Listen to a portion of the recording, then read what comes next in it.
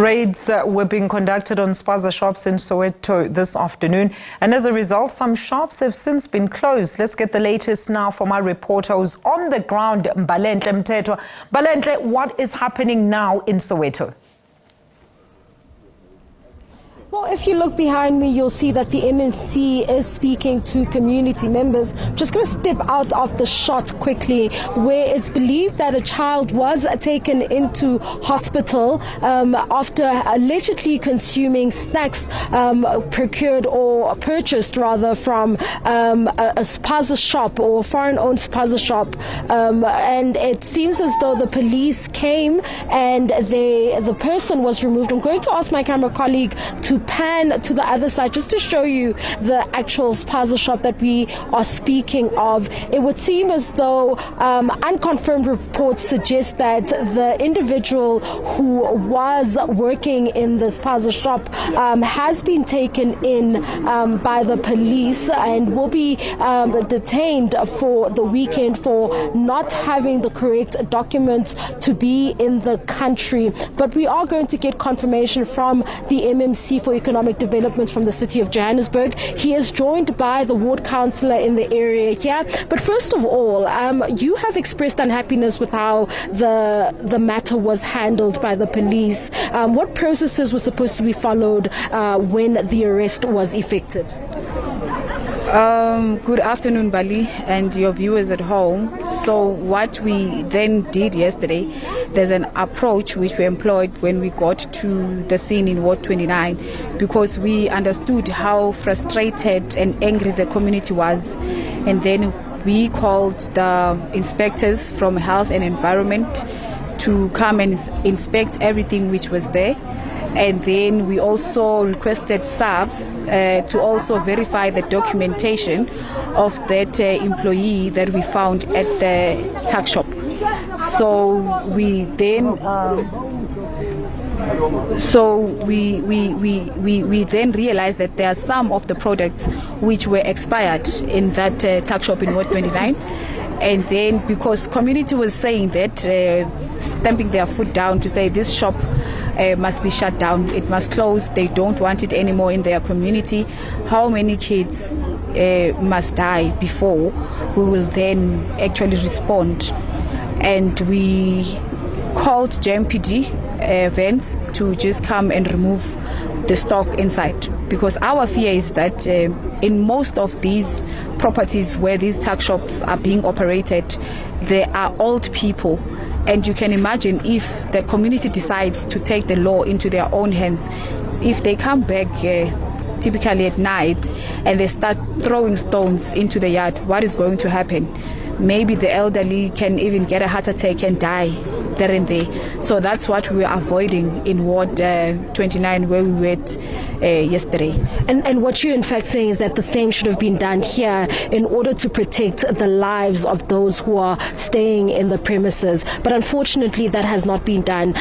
You have spoken to the police and they've indicated that the person has been taken into custody. Can you kindly just give us more information pertaining to that?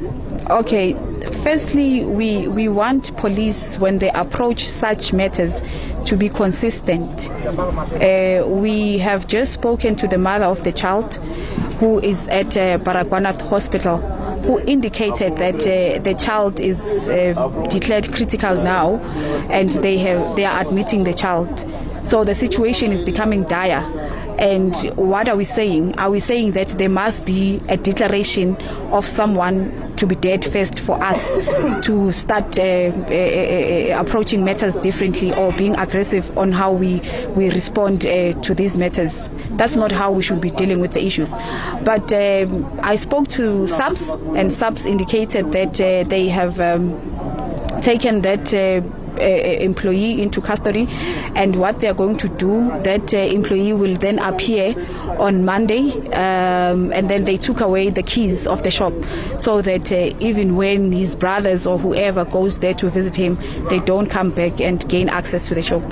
And we understand that you have been trying to get in touch with the actual owner, because the people who are in these shops, as per your research, are actually the foot soldiers and the people who are working. What was the conversation? What how did the conversation go with the owner? Quite interesting. He just said that he's on freeway, somewhere driving from, is it Mall of Africa? Yes. He said Mall of Africa. He's driving from Mall of Africa. And, everyone is saying, but this person is not telling the truth. We tried communicating with him earlier on, and he indicated that he was in Mayfair.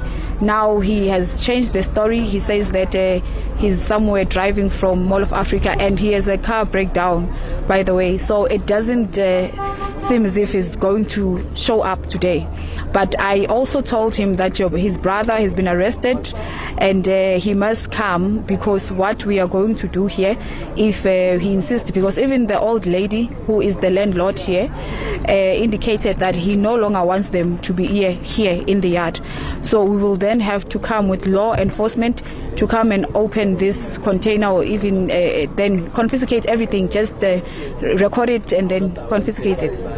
Thank you so much. There you have it. That is the MMC for Economic Development speaking to us again and giving us developments as to what has happened pertaining to the raid and the incident that then happened after concluding the raid here in Soweto. We had to move from another section in Soweto to here in Diepkloof, where we are right now. For now, it is back to you in studio. Thank you so much to SABC News reporter in Diepkloof, Mbalenhle Mthethwa there. And the latest news coming in is that a child is currently in Bara Hospital, and that child has been declared as critical, also with suspected foodborne illness after he or she bought food that was from a Spaza shop. And the person or the employee that was found at that Spaza shop has since been taken in by police, and we will be giving you more on that story as we receive all those developments.